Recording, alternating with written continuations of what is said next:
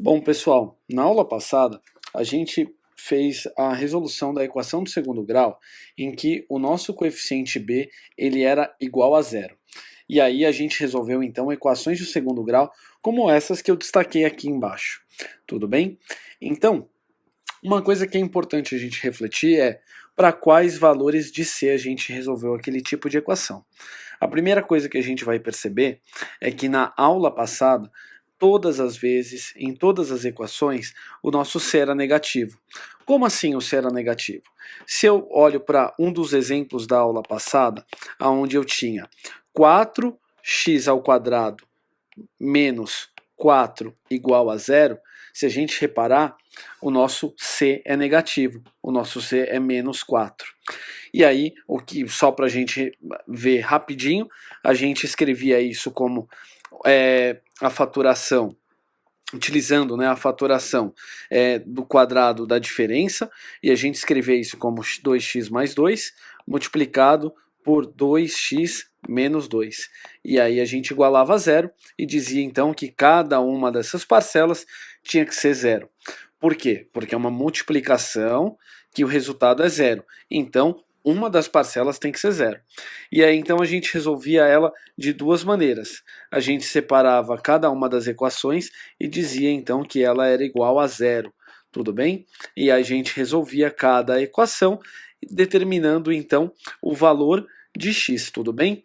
E aí, só para confirmar, nesse primeiro caso, eu tenho que x é igual a menos 2 sobre 2, é a mesma coisa que menos 1. E no caso de baixo, eu tenho a mesma coisa, que x é igual a 2 sobre 2, então x é igual a 1. E aí, então, a gente determinava o conjunto solução dessa equação do segundo grau, e o conjunto solução era menos 1 e 1. Bom, agora eu quero falar sobre uma coisa nova. A gente diz que a solução dessa equação, os possíveis valores de x, eles são as raízes da equação.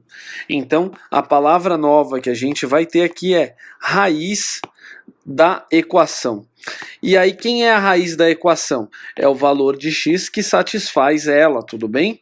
Então, no nosso caso, o valor de x que satisfaz essa equação é a raiz. Além do mais, a gente tem duas possíveis respostas. Aqui a gente achou x igual a 1 e x igual a menos 1. Essas possíveis respostas, elas são indicadas usualmente como o x1 vale menos 1 e o x2 vale 1. Essa é a maneira como eu acabo resolvendo a minha equação. Eu digo que o x1 tem um valor e o x2 tem outro, porque agora são dois possíveis valores de x que satisfazem ela. Então, quando a gente fala em equação do segundo grau, a gente então aqui encontrou as raízes da equação e a gente geralmente indica por x1 e por x2. Em alguns livros ou em alguns materiais, às vezes é indicado como x' e x duas linhas, mas a gente não vai usar esse tipo de notação, tudo bem? A gente vai usar x1 e x2.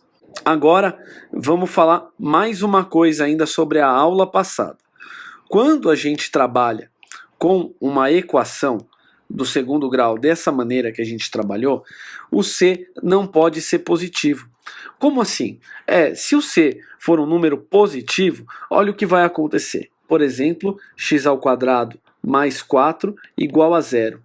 Bom, primeiro eu não consigo encontrar aqui a diferença de quadrados. Então já vai ser difícil eu fazer o nosso processo de solução utilizado aqui. Então, se eu não encontro a diferença de quadrados, eu preciso arrumar uma outra maneira. E aí, uma das maneiras mais usuais é isolar a parte literal, ou deixar a incógnita de um lado e toda a parte numérica do outro. Vocês faziam isso na equação do primeiro grau. E aí, quando eu faço isso, olha o que eu acabei de perceber.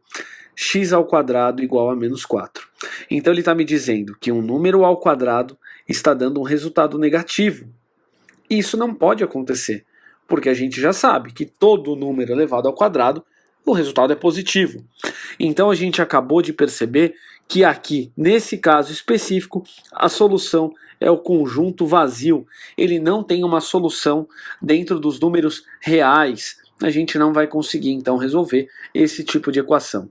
Então, toda vez que você se deparar com uma equação onde o seu B é zero e o C é um número positivo, assim como eu fiz aqui nessa parte aqui, você vai dizer, então, que não tem solução essa equação, tudo bem?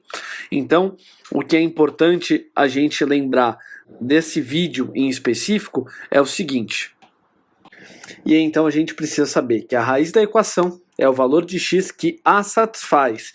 Então, no nosso caso aqui, x igual a menos 1 e x igual a 1.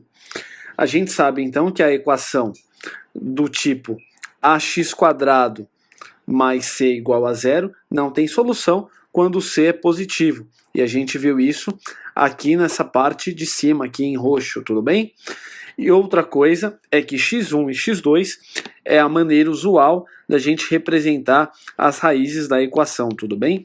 Então, essas três informações são muito importantes e vocês vão usar ela um pouquinho também na aula de hoje.